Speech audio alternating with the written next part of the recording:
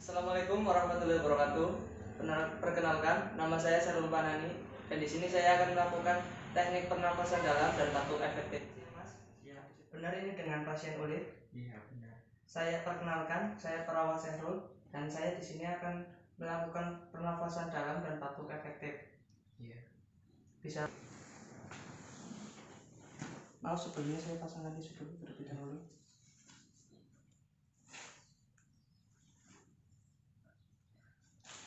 Cara melakukan pernapasan dalam yaitu dengan cara menarik nafas dari mulut dan dikeluarkan dari hidung. Lakukan itu sebanyak 3 kali dan pada tarikan yang ketiga dibatukan atau didahakkan. Ya.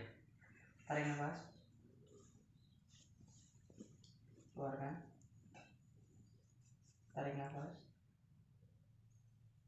keluarkan. Yang ketiga dibatukan. Tarik nafas, kemudian dahakkan, Mas.